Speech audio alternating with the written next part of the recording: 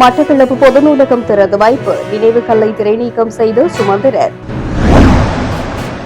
யுத்தம் இனி வராது, ராணுவ வீரர்கள் முன்னுறுதி அளித்து ஜனாதிபதி அனுரகுமார. பயங்கரவாத அமைப்பை வேரறுக்க திட்டம் தீட்டப்பட்ட இடம், முன்னாள் ராணுவ தளபதியின் பகிரங்க தகவல். 3 லட்சம் மக்களை மனித கேடயங்களாக பயன்படுத்திய விடுதலை புலிகளின் தலைவர், சர்ச்சையை கிளப்பும் சரத் வீரசேகர. வீரவன்சவை கைது செய்ய அனுர அரசாங்கம் அதிரடி நடவடிக்கை. சாமர சம்பத்தை சபையிலிருந்து வெளியேற்றுமாறு சபாநாயகர் உத்தரவு. அர்ச்சுனா போன்ற நகைச்சுவையாளர்களால் அரசாங்கம் கலக்கமடையாது, விஜித ஹேரன். தமிழக முதல்வர் விஜய்க்கு எதிராக போராட தயங்கும், யாழிலிருந்து விடுக்கப்பட்டது எச்சரிக்கை.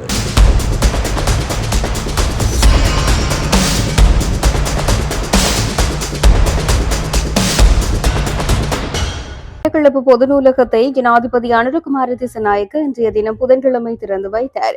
மட்டக்களப்பு மாவட்டத்திற்கு உத்தியோகபூர்வ விஜயம் ஒன்றினை மேற்கொண்ட ஜனாதிபதி பொது நூலகத்தினை மக்கள் பாவனைக்காக திறந்து வைத்துள்ளார். மட்டக்களப்பு மாநகர சபையின் பராமரிப்பின் கீழுள்ள குறித்த பொது நூலகமானது மத்திய அரசு மற்றும் மாகாண அரசு ஆகியவற்றின் நிதி ஒதுக்கீட்டின் கீழ் நிர்மாணிக்கப்பட்டு நவீன வசதிகளை உள்ளடக்கி 3 மாடி நூலகமாக அமைக்கப்பட்டுள்ளது. இந்த நிகழ்வில் கிழக்கு மாகாண ஆளுநர் பேராசிரியர் ஜெயந்தலால் ரத்னசேகர, அமைச்சரும் மாவட்ட ஒருங்கிணைப்பு குழு தலைவருமான சுனில் ஹந்துடத்தே, பொதுமக்கள் பாதுகாப்பு அமைச்சர் ஆனந்த விஜயபால, பாராளுமன்ற உறுப்பினர்களான ராசாணக்கியன் ஸ்ரீநேசன், வைத்தியர் இளையதம்பி ஸ்ரீநாத், ஹிஸ்புல்லா, முன்னாள் பாராளுமன்ற உறுப்பினர் எம்.ஏ. சுமந்திரன், போலீஸ் மாதிபர் உள்ளிட்ட மேலும் பல உயர் அதிகாரிகளும் அரசியல் பிரதிநிதிகளும் கலந்து கொண்டு நிகழ்வை சிறப்பித்தனர். இனிவரும் காலத்தில் இந்த மண்ணில் மீண்டும் ஒருபோதும் யுத்தம் ஏற்படாதவாறு நான் பார்த்துக் கொள்வேன் என ஜனாதிபதியும் முப்படைகளின் தளபதியுமான அனுரகுமார திசாநாயக்க தெரிவித்துள்ளார். பத்தரமுல்லையில் அமைந்துள்ள ரணவீர நினைவு தூபிக்கு அருகில் நேற்று பிற்பகல் நடைபெற்ற 17வது தேசிய படையினர் தின நிகழ்வில் முதன்மை அதிதியாக கலந்து கொண்டு உரையாற்றிய போது ஜனாதிபதி மேற்கண்டவாறு கூறினார். ரணவீர சேவா அதிகார சபையினால் ஏற்பாடு செய்யப்பட்டிருந்த இந்நிகழ்வில் அதிகளவிலான மறைந்த படைவீரர்களின் குடும்பத்தினர் பங்கெடுத்துள்ளனர். மேலும் இதன்பொழுது ஜனாதிபதி உரையாற்றுகையில், அண்மைய வரலாற்றில் தாய் நாட்டின் ஒருமைப்பாட்டிற்காக தோள் கொடுத்த நமது படையினருக்கு தேசத்தின் உயரிய மரியாதையை செலுத்துகின்றேன். தமக்காக அல்லாமல் பிறருக்காகவும் நாட்டுக்காகவும் தங்களது பிள்ளைகளை அர்ப்பணித்த வீர தாய்மார்களுக்கும் தந்தையர்களுக்கும் தலை வணங்குகின்றேன். உடல் உறுப்புகளை தியாகம் செய்த எமது சகோதரர்கள் என்று எமது இதயங்களில் மாவீரர்களாகவே வாழ்வார்கள்.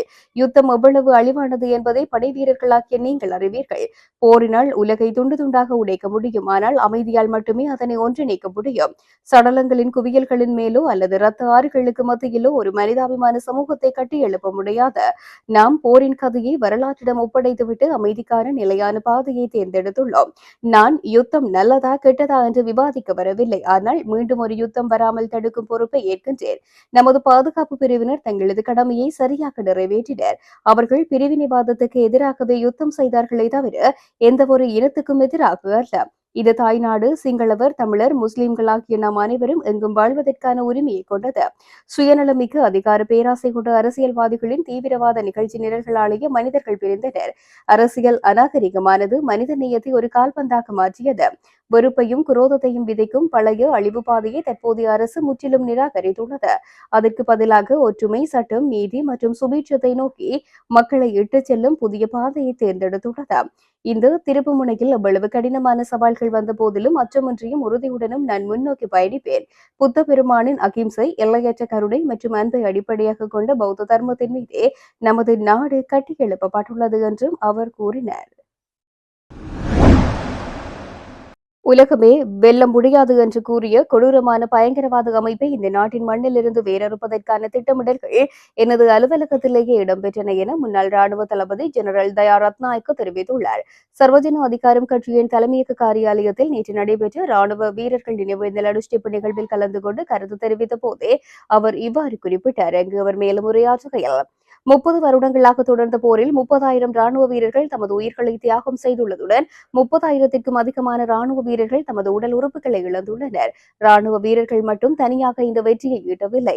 அன்றைய காலகட்டத்தில் இருந்து அரசியல், சமூக, பொருளாதார தலைமைத்துவங்கள், ஒட்டுமொத்த நாட்டு மக்கள் மற்றும் தாய்நாட்டை நேசித்த புலம்பெயர் மக்கள் என அனைவரும் ஒன்றிணைந்து வழங்கிய கூட்டு சக்தியினாலேயே இது சாத்தியமானது.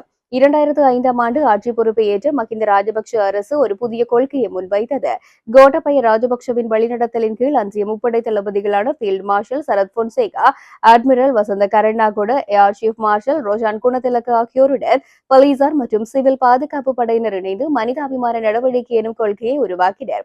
கிழக்கு மாகாணத்திலிருந்து ஆரம்பிக்கப்பட்ட இந்த நடவடிக்கை தொடர்பான ஆலோசனைகள் எனது அலுவலகத்திலேயே இடம்பெற்றன. ராணுவத்தின் சிரேஷ்ட தளபதிகளான பிரசன்ன சில்வா மற்றும் சாகி காலக்கே ஆகியோர் என்னுடன் ஒன்றிணைந்து இதற்கான திட்டங்களை வகுத்தனர். ஜெனரல் பிரசன்ன சில்வாவின் தலைமையில் வாக்கரை பகுதியும், ஜெனரல் சாகியின் தலைமையில் தொப்பிக்கல்ல பகுதியும் மனிதாபிமான நடவடிக்கையினூடாக வெற்றி கொள்ளப்பட்டு இறுதியாக நந்திக்கடல் வரை அந்த பயணம் தொடரப்பட்டு முழுமையான வெற்றி எட்டப்பட்டது. யுத்தம் வெற்றியை நோக்கி நகர்வதற்கு முன்னர் திலீப் ஜாய்வீர மற்றும் வருணி ஆகியோர் தங்களது அபி வெனுவன் நபி கொள்கையினூடாக எமக்கு தேவையான அனைத்து பிரச்சாரங்களையும் ஊடக ஆதரவுகளையும் வழங்கி சிவில் சமூக ராணுவத்தினரை ஒன்றிணைக்க பெரும் பங்காற்றினர். ஆனால் ஒரு ராணுவ வீரனாக இன்று நாட்டில் அரசியல் ரீதியான ஒற்றுமையோ அல்லது எதிர்காலத்தை நோக்கிய தொலைநோக்கு பார்வையோ இல்லாத நிலையை தான் காண முடிகின்றது. 2009ஆம் ஆண்டின் வெற்றிக்கு பின்னர் நாம் எதிர்பார்த்த அழகான இலங்கை கிடைக்காதது குறித்து நாம் ஏமாற்றம் அடைகின்றோம். எமது அடுத்த தலைமுறைக்கு இந்த வரலாற்று வெற்றிகளை கொடுக்க வேண்டுமாயின் ராணுவ இலக்கியம் ஒன்று உருவாக்கப்பட வேண்டும். எனவே நான் முன்னின்று ராணுவ இலக்கிய மன்றம் என்ற ஒன்றை உருவாக்கி புத்தகங்களை எழுதி இந்த வரலாற்றை சமூகமயப்படுத்த நடவடிக்கை எடுத்துள்ளேன் என்று தெரிவித்துள்ளார். இறுதிக்கட்ட போரின் போது தமிழீழ விடுதலை புலிகளின் தலைவர் பிரபாகரன் 3 லட்சம் மக்களை மனித கேடயங்களாக பயன்படுத்தியதாக முன்னாள் அமைச்சர் சரத் வீரசேகர தெரிவித்துள்ளார்.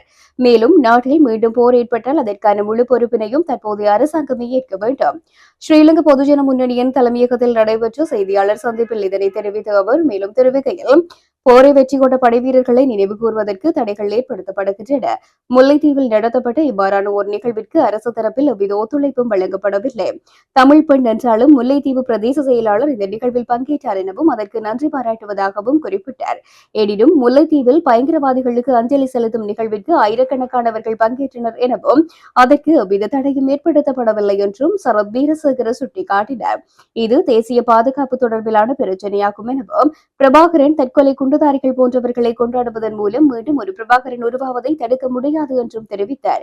மீண்டும் பயங்கரவாதம் தலைதூக்கி போர் ஏற்பட்டால் அதன் முழு பொறுப்பினையும் தேசிய மக்கள் சக்தி அரசாங்கமே ஏற்றுக்கொள்ள வேண்டும்.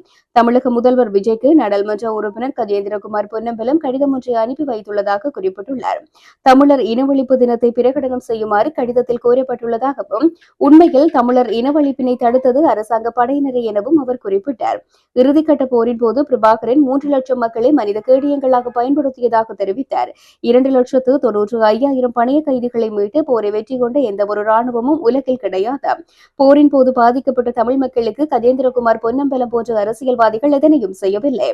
போர் முடிவடைவதற்கு சில வாரங்களுக்கு முன்னர் பிரித்தானியா மற்றும் பிரான்ஸ் வெளியுறவு செயலாளர்கள் போரை நிறுத்துமாறு மஹிந்த ராஜபக்ஷவுக்கு பாரிய அழுத்தங்களை கொடுத்தனர் என்றும் சரத் வீரசேகர தெரிவித்திருந்தார். அந்த அழுத்தங்கள் மற்றும் அச்சுறுத்தல்களுக்கு பயந்து மஹிந்த ராஜபக்ஷ போரை நிறுத்தியிருந்தால் இன்று ஈழதேச பிரகடனப்படுத்தப்பட்டிருக்கும் என்றும் சுட்டிக்காட்டினார். இந்த வடகிழக்கு யுத்தத்துக்கு சரியான அரசியல் தலைமைத்துவத்தை முன்னாள் ஜனாதிபதி மஹிந்த ராஜபக்ஷவே வழங்கியிருந்தார். அதனை எவராலும் மறுக்க முடியாது. கடந்த 1987ஆம் ஆண்டு ஜெனரல் டென்சில் கொப்பேகடுவு மற்றும் ஜெனரல் விஜய விமலரத்ன ஆகியோரின் தலைமையில் நடைபெற்ற வடமராட்சி போரின் போது பிரபாகரனை முழுமையாக சூழ்ந்து கொண்டு விடுதலை புலிகள் அமைப்பை ஒழிப்பதற்கு இன்னும் சில தினங்களே இருந்த நிலையில் அன்றைய ஜெயவர்தன அரசாங்கம் அச்சமடைந்து போரை நிறுத்தியது. அன்று போரை நிறுத்தி இருக்காவிட்டால் பயங்கரவாதம் அப்போதே ஒழிக்கப்பட்டிருக்கும். அதேபோன்று 2009 மே மாதத்தில் யுத்தம் முடிவடைவதற்கு சில வாரங்களுக்கு முன்னர் பிரித்தானிய வெளியுறவு செயலாளர் டேவிட் மிலிபான், பிரான்ஸ் வெளியுறவு செயலாளர் பெர்னார்ட் குஷ்டர் மற்றும் அமெரிக்க தூதுவர் ராபர்ட் பிளேக் ஆகியோர் ஒன்றிணைந்து போரை நிறுத்துமாறு மஹிந்த ராஜபக்ஷவுக்கு பாரிய அழுத்தத்தை கொடுத்தனர். அன்று அவர் அந்த அச்சுறுத்தல்களுக்கு பயந்து போரை நிறுத்தியிருந்தால் இன்று இந்நேரம் ஈழ நாடு பிரகடனப்படுத்தப்பட்டிருக்கும். அந்த அழுத்தங்களுக்கு பணியாது போரை வெற்றிகரமாக முடித்து வைத்த பெருமை மஹிந்த ராஜபக்ஷவுக்கே உரியது என்றும் அவர் குறிப்பிட்டார். தேசிய சுதந்திர முன்னணியின் தலைவரும் முன்னாள் நாடாளுமன்ற உறுப்பினருமான விமல் வீரவங்சவை கைது செய்வதற்கான வாய்ப்புகள் உள்ளதென தகவல் வெளியாகியுள்ளது. நாடாளுமன்றத்துக்கு அருகில் அமைந்துள்ள போர் நினைவிடத்திற்கு முன்பாக நேற்று முன்தினம் இடம்பெற்ற முருகல் நிலை தொடர்பாக விமல் வீரவங்சவுக்கு எதிராக இன்று போலீசார் நீதிமன்றத்தில் அறிக்கை சமர்ப்பிக்க உள்ளதாக தகவல்கள் தெரிவிக்கின்றன. சட்டவிரோதமாக ஒன்று கூடுதல் மற்றும் கடமைக்கு இடையூறு விளைவித்தல் ஆகிய குற்றச்சாட்டுகளின் கீழ் வீரவன்சவுக்கு எதிராக நீதிமன்றத்தில் வழக்கு தாக்கல் செய்யப்பட உள்ளதாக போலீஸ் வட்டாரங்கள் தெரிவிக்கின்றன.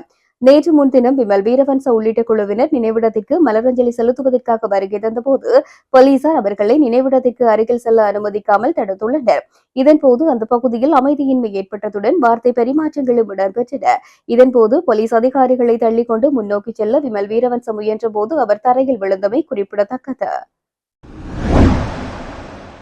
சபை நடவடிக்கைகளுக்கு தொடர்ந்து இடையூறு ஏற்படுத்திய குற்றத்துக்காக எதிர்க்கட்சி பாராளுமன்ற உறுப்பினர் சாமர சம்பத் தசநாயக்கவை சபையில் இருந்து வெளியேற்றுமாறு சபாநாயகர் உத்தரவிட்டார். இன்று புதன்கிழமை நடைபெற்ற பாராளுமன்ற அமர்விலேயே சபாநாயகர் ஜகத் விக்ரமரத்ன இவ்வாறு தெரிவித்துள்ளார். சபை நடவடிக்கைகளுக்கு தொடர்ந்து இடையூறு ஏற்படுத்திய குற்றத்துக்காக எதிர்க்கட்சி பாராளுமன்ற உறுப்பினர் சாமர சம்பத் தசநாயக்கவை சபையில் இருந்து வெளியேற்றுமாறு சபாநாயகர் உத்தரவிட்டார். என்றாலும் சபை நடவடிக்கை ஆரம்பிக்கப்பட்டு விவாதம் இடம்பெறும் வரை சாமர சம்பத் எம்பி சபையில் அமர்ந்திருந்த நிலையில் அவராகவே சபையை விட்டு வெளியேறினார். பாராளுமன்றம் இன்றைய தினம் புதன்கிழமை சபாநாயகர் யகத் விக்ரமரத்ன தலைமையில் கூடியது. பிரதான நடவடிக்கைகள் அனைத்து முடிவடைந்த நிலையில் சாமர சம்பத் எம்பி ஒழுங்கு பிரச்சினை ஒன்றை எழுப்பி எனது சிறப்புரிமை மீறப்பட்டுள்ளமை தொடர்பில் அறிக்கை ஒன்றை உங்களுக்கு கையளித்திருந்தேன். எனது சிறப்புரிமை மீறப்பட்டுள்ளமை தொடர்பில் செயலாளர் நாயகம் சபை முதல்வர் மற்றும் நீதி அமைச்சருக்கு தெளிவுபடுத்தியிருந்தேன். அதனால் அதற்கான சந்தர்ப்பத்தை வழங்க வேண்டும் என்றார். அதற்கு சபாநாயகர் தெரிவிக்கையில் உங்களது சிறப்புரிமை பிரச்சினை தொடர்பில் செயலாளர் சபையினால் உங்களுக்கு பதில் ஒன்றை வழங்கியிருக்கிறது. நீதிமன்ற உத்தரவு தொடர்பில் சபையில் கதைக்க முடியாது என்றார். அதனைத் தொடர்ந்து சாமர சம்பத் எம்பி தொடர்ந்து தனக்கு அந்த சந்தர்ப்பத்தை வழங்குமாறு கேட்டு வந்ததுடன் இறுதியில் ஆசனத்தில் இருந்து எழுந்து சபை நடுவே சென்று தனக்கு அந்த சந்தர்ப்பத்தை வழங்குமாறு தெரிவித்துக் கொண்டே இருந்தார். இறுதியில் சபாநாயகர் அவருக்கு தனது சிறப்புரிமை பிரச்சனையை முன்வைப்பதற்கு இடமளித்தார். அதனைத் தொடர்ந்து அவர் தனது சிறப்புரிமை பிரச்சனையை முன்வைத்து உரையாற்றிக் கொண்டிருக்கையில் அந்த அறிக்கையை முழுமையாக வாசித்து முடிவடைவதற்கு முன்பே அவருக்கான சந்தர்ப்பம் நிறுத்தப்பட்டது. அதனால் ஆத்திரமடைந்த அவர் சிறப்புரிமை பிரச்சனையை முழுமையாக வாசிப்பதற்கு இடமளிக்குமாறு தொடர்ந்து கேட்டு வந்தார். என்றாலும் சபாநாயகர் அதற்கு இடமளிக்காததால் எதிர்க்கட்சி ஏனைய உறுப்பினர்களும் ஆசனங்களில் இருந்து எழுந்து சாமர சம்பத் எம்பிக்கு அதனை வாசித்து முடிப்பதற்கு இடமளிக்குமாறு கேட்டுக் கொண்டனர். இறுதியில் சபாநாயகர் அந்த அறிக்கையின் இறுதி பகுதியை சபைக்கு வாசித்தார். என்றாலும் தொடர்ந்தும் சாமர சம்பத் எம்பி சபாநாயகருடன் முரண்பட்டுக் கொண்டு தனக்கான சந்தர்ப்பத்தை வழங்குமாறு தெரிவித்து வந்தார். அதற்கு சபாநாயகர் நிலையற்கட்டளையின் பிரகாரம் நீதிமன்ற உத்தரவுக்கு எதிராக கதைக்க முடியாது என்றார். அதனைத் தொடர்ந்து சாமர சம்பத் எம்பி சபைக்கு நடுவில் வந்து சபாநாயகருக்கு எதிரான சில விடயங்களை தெரிவித்ததை தொடர்ந்து சபாநாயகர் சபை நடவடிக்கைகளை கொண்டு செல்வதற்காக அவரை பாராளுமன்றத்தில் இருந்து வெளியேற்றுமாறு செயலாளர் சபைக்கு உத்தரவிட்டார். என்றாலும் சபாநாயகரின் உத்தரவுக்கமைய சாமர சம்பத் எம்பியை உடனடியாக வெளியேற்ற முடியாமல் இருந்தது. படைக்கல சேவிதர் அவருக்கு அருகில் சென்று அது தொடர்பில் அவருக்கு எடுத்துரைத்தார். என்றாலும் அவர் உடனடியாக வெளியில் செல்லாமல் சுமார் 10 நிமிடங்கள் வரை ஆசனத்தில் இருந்த நிலையில் பின்னர் அவராகவே சபையில் இருந்து வெளியில் சென்றார். அந்த நேரத்திலும் சபை நடவடிக்கை தொடர்ந்து இடம்பெற்றுக் கொண்டிருந்தது. நாடாளுமன்ற உறுப்பினர் ராமநாதன் அர்ச்சுனா போன்ற நகைச்சுவையாளர்களின் கருத்துக்களால் அரசாங்கம் ஒருபோதும் கலக்கமடையாது என பதில் அமைச்சரவை பேச்சாளர் அமைச்சர் பிஜித ஹேரோ தெரிவித்துள்ளார். அதோடு அவரால் முன்வைக்கப்படும் வினவாத கருத்துகள் முற்றிலும் அடிப்படையற்றவை எனவும் அவர் தெரிவித்துள்ளார். அரசாங்க தகவல் திணைக்களத்தில் அமைச்சரவை முடிவுகளை அறிவிக்கும் வாராந்த ஊடகவியலாளர் மாநாடு நேற்று இடம்பெற்றிருந்தது. இதில் கலந்து கொண்டு அவர் கருத்து தெரிவிக்கின்ற போதே இதனை தெரிவித்தார். இதன்பொழுது அவர் மேலும் தெரிவிக்கையில் நாடாளுமன்ற உறுப்பினர் ராமநாதன் அர்ச்சுனாவின் நடத்தைகள் தொடர்பில் அனைவரும் நன்கு அறிவார்கள். எனவே அவர் முன்வைக்கும் கருத்துக்களை அடிப்படையாக கொண்டு அரசாங்கமோ அல்லது மக்களோ பதற்றமடைய வேண்டாம். அவர் கூறுவதை எவரும் கவனத்தில் எடுப்பதும் இல்லை. மேலும் அவரால் தெரிவிக்கப்படும் இனவாத கருத்துக்களுக்கு எந்த ஒரு முக்கியத்துவமும் இல்லை. அவை முற்றிலும் அடிப்படையற்றவை. இவ்வாறான நகைச்சுவையாளர்களால் அரசாங்கம் ஒருபோதும் கலக்கமடையாது. மக்களும் இவ்வாறான கருத்துக்களை அங்கீகரிக்கப் போவதில்லை என்று தெரிவித்தார். தமிழக முதல்வராக பொறுப்பேற்ற யோசப் விஜயின் கச்சத்தீவு மீட்பு வாக்குறுதியை தேர்தல் கால வாக்குறுதியாக கலைந்துவிட வேண்டும். இல்லையில் உங்களுக்கு எதிராக போராட தயங்க மாட்டோம் என யாழ் மாவட்ட கடற்தொழிலாளர் கூட்டுறவு சம்மேளன பிரதிநிதி செல்லத்துறை நட்குணம் தெரிவித்தார். நேற்று செவ்வாய்க்கிழமை யாழில் உள்ள கடற்தொழிலாளர் கூட்டுறவு சமாசத்தில் இடம்பெற்ற ஊடகவியலாளர் சந்திப்பின் போது அவர் இதனை தெரிவித்தார். முதலமைச்சர் திரு யோசப் விஜய் அவர்களுக்கு எமது தமிழக மக்கள் மத்தியிலும் எமது யாழ் மாவட்ட தமிழர்கள் மத்தியிலும் அவர்களுக்கு நன்றியை தெரிவித்துக் கொள்கிறோம். ஏனென்றால் இனி அவர்தான் முதலமைச்சராக தமிழ்நாட்டை ஆளப்போகின்றார். அவர்கள் சொல்லின் கீழ்தான் அந்த கடற்தொழில் மக்கள் செயல்பட போகிறார்கள். அவர்கள் எமது மீன் வளங்களை சுரண்டாமலும் எமது இடங்களுக்கு அவர்கள் வராமலும் அவர்களை தடுக்க வேண்டியதும் அவர்களுடைய அந்த அட்டகாசங்களை நிறுத்த வேண்டியதும் முதலமைச்சர் யோசப் விஜயின் கையில்தான் தங்கியுள்ளது என்பதை நான் திட்டவட்டமாக இந்த இடத்திலே இருந்து எமது மக்கள் சார்பாக கேட்டுக்கொள்கிறேன்.